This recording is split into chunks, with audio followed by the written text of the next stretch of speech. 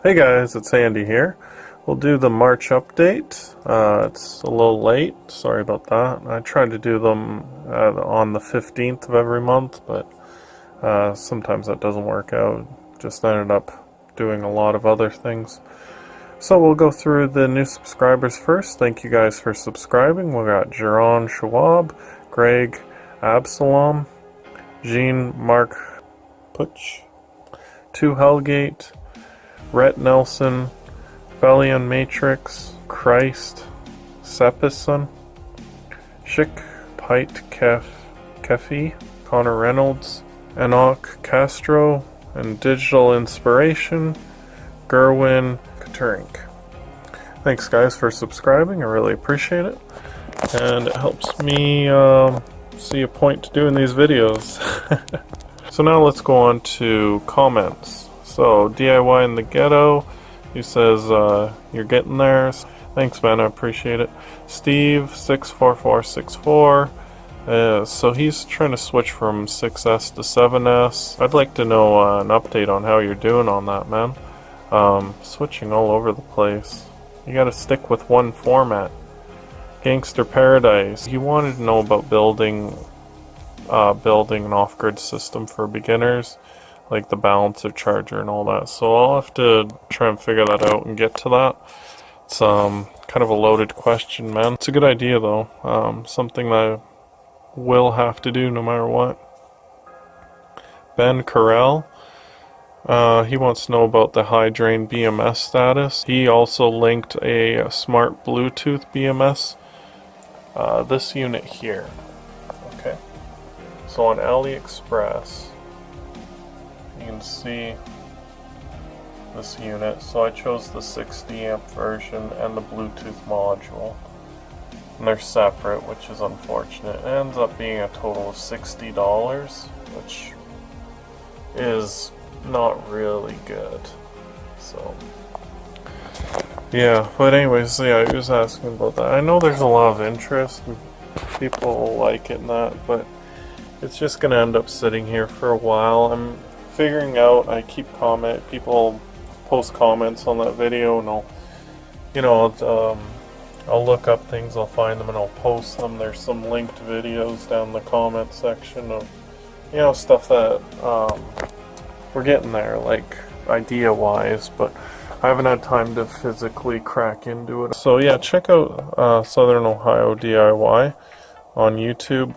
Unfortunately, in one of the most recent storms, his solar setup was, his solar panels, I guess they weren't anchored, and because he had a temporary setup, so unfortunately a storm came and destroyed them. But check out his videos, pretty good. Steve again, for my portable, that one over there where I use the APC inverter in, a portable system. So it's like reducing the weight of it, design improvement. Really the biggest thing is make the frame out of metal and use a real inverter, not a UPS. Temperature, kill switch. I was talking to him about his setup. He was looking at how to turn it off based off temperature. He's a busy guy, and he's also talking about an 8S pack. Just stick to 7S, man. You're talking about, like, up here you're talking about, in one of the videos you're talking about your 6S and then switching to 7S and 8S, and someone else was talking about having similar problems too. Like, Steve, you gotta just stick with 7S, man. It's it's not good to be switching all the time. Lola's Caesar, change the cutoff voltage on the APC. So I do have, I have lots of errors with that. I have to tackle that issue one day. 26 volts is like the lowest that you can take it. 3.7 volts. Yeah, so these things turn off at 26. And I got thinking about that. These APCs over here, they turn off at 26 because they only care about the longevity of the battery, and they're used to lead acid batteries. They're a piece of junk, to be honest. Only good for extremely high drain temporary loads. as I've been saying this whole time, not good for your daily use. Enoch Castro, hello from Costa Rica, beautiful place. Hey man, so Costa Rica hopes to see the solar build video.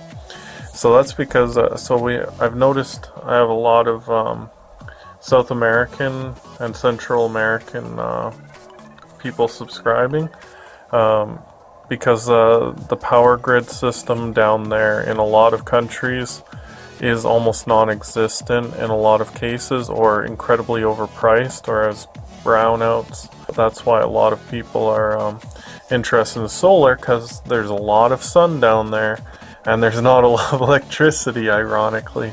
So it's good down there to have your own system, as long as you're not near the coast and end up getting hit by a hurricane or something terrible. Rodolfo Castillo, this is what he has, is the 2200 XL.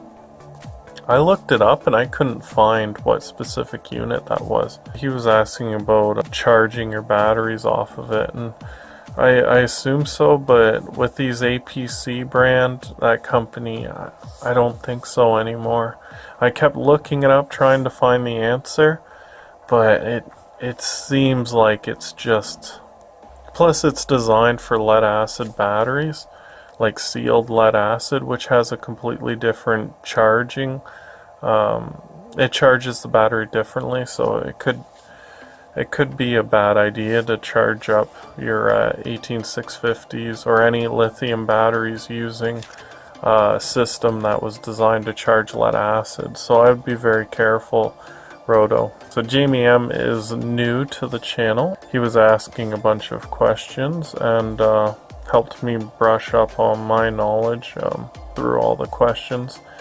So charging the power wall without solar or wind, yeah, so he's got the same idea as me. He wanted to use a generator. He's trying to figure out what the max amount of amps possible he could charge up the batteries on, so he wasn't running the generator for a very long time. And I got thinking about it and discussing it with him, and eventually came to the conclusion, you either buy a cheap 5 to 15 amp wall charger, or you just get an old lawnmower engine with an alternator, or you get 2 alternators and daisy chain them to get 24 volts, and then you put it through a charge controller. And also you could probably get enough solar panels that would work out as well, but it depends on your situation, Jamie. CRSBT, he wants to see a load test on the portable unit, and that's funny because right now it's tied up in a holding pattern. What I'm doing right now with my portable system, you can check out the video of me building it if you don't know what I'm talking about with it. I'm doing a stagnant test on each series, and just writing down the voltages as it slowly drops over time. And the only thing draining it is this screen here, and this is incorrect. It's not actually reading that it's consuming power. So I'm just measuring how it imbalances itself, and so far I don't like it. I'm a little worried. These two are not looking too good. The rest of them are fine. This one also. So the first 3 I got some kind of issue. Unfortunately I have to stick with this test for a while. James, this is what he bought. Right, oh, crazy. 30 amp battery charger, can do between 1 and 8S. Very interesting, very, very interesting. But the price tag is too high in my opinion. Neat little device to read up on though.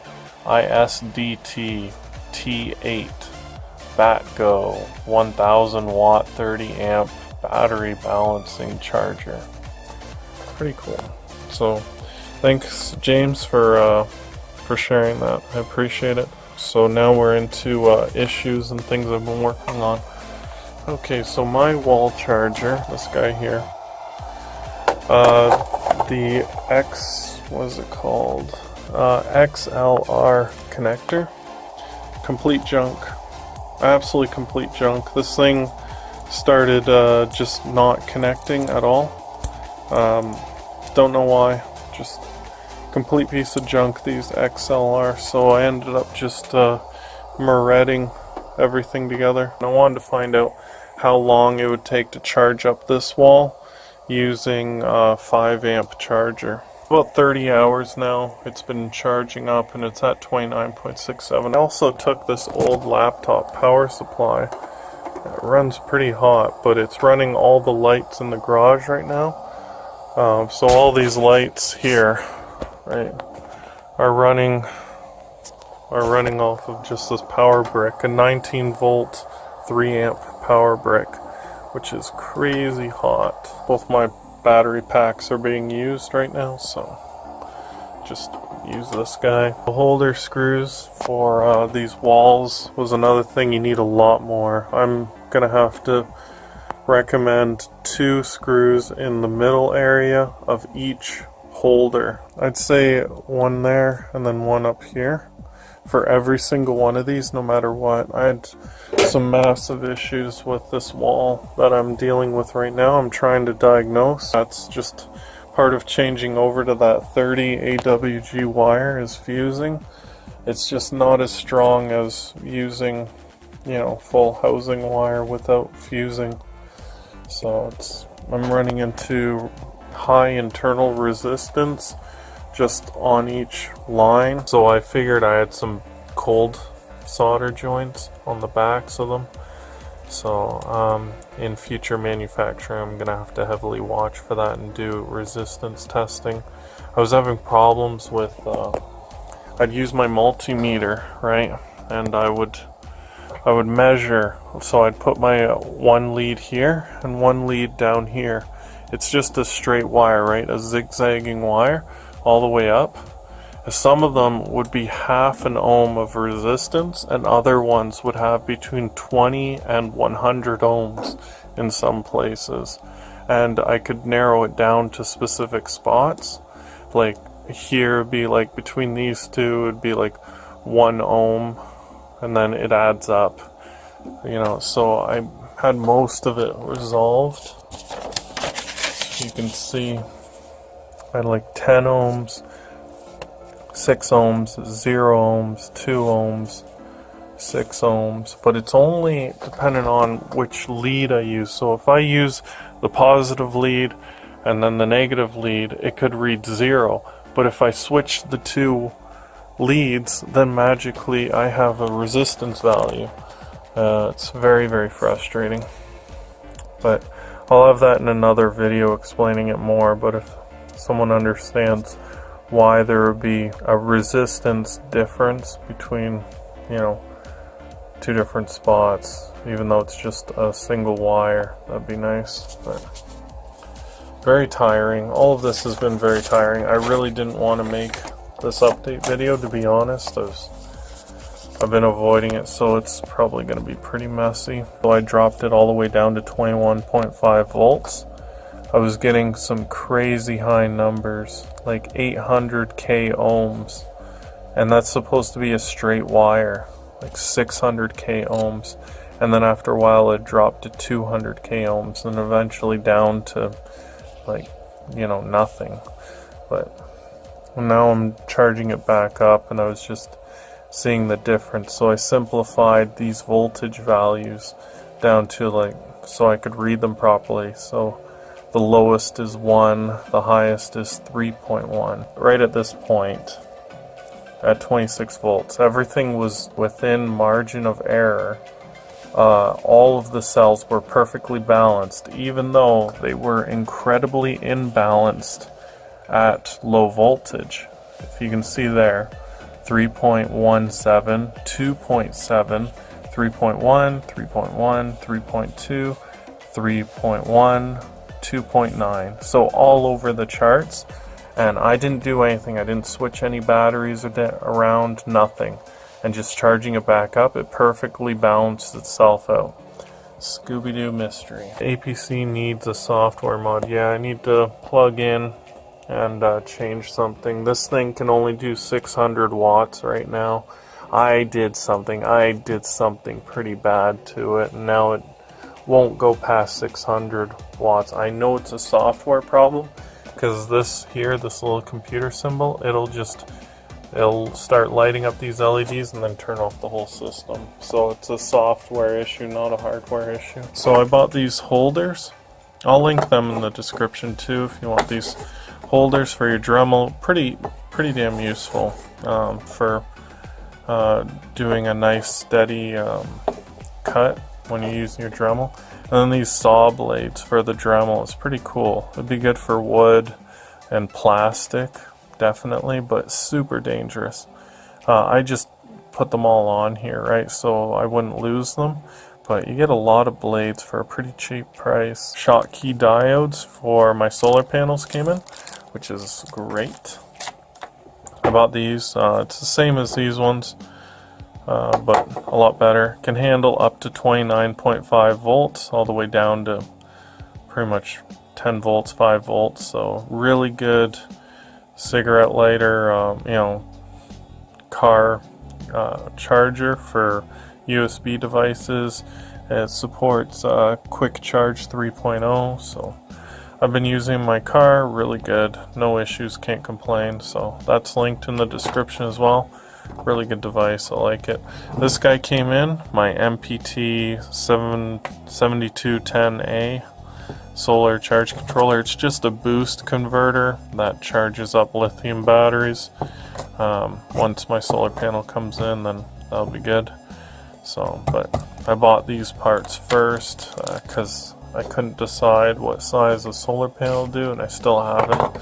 So I'm still thinking about it, how much money I want to put in, how big of a solar panel I want to build. I built this thing, and I'll turn it on first to show you. So first I put this in, pretty good. Before it's just, you know, these systems, you have to run wires, which is stupid. I don't like that. So on the back I have this, and then boom. And it works great, no issues. I put liquid tape on the AC power so I don't by accident electrocute myself, so that's good. And then I put dials on it. This one's for the fan. I put a voltmeter in there, very handy. Alright, can drop it all the way to 26 volts and then all the way up to 41. All these terminal blocks are all the same solder point, but they're not separate circuits at all.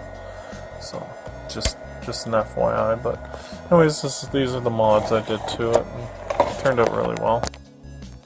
So you can see the mods I did to it. I put some electrical tape. I had to Dremel cut out that slot for the voltmeter on there.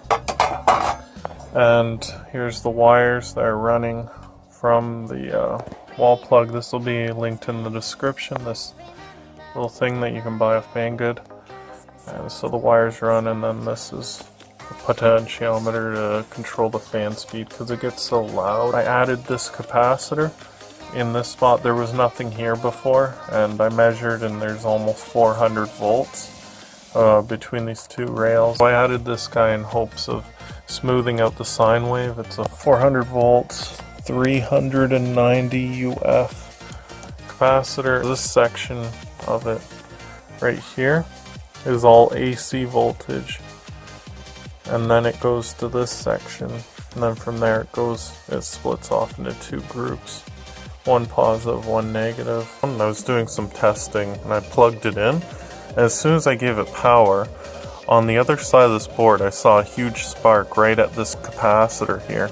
It's pretty large, and it wasn't soldered in at all, so it was arcing.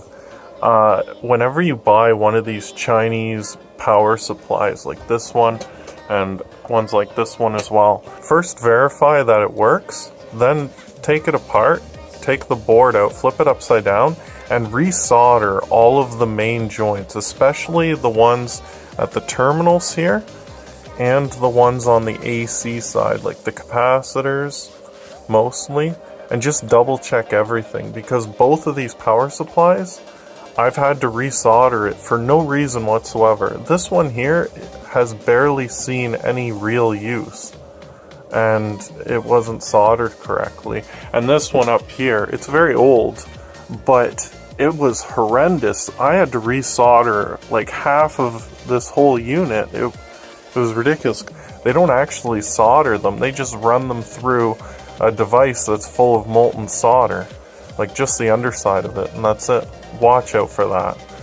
I built this thing, and I've got it mounted here up on the shelf, so it's up out of the way, and it does work just fine. I'm pretty happy with it and the way it was built, so check out the video. It's a very simple, quick build.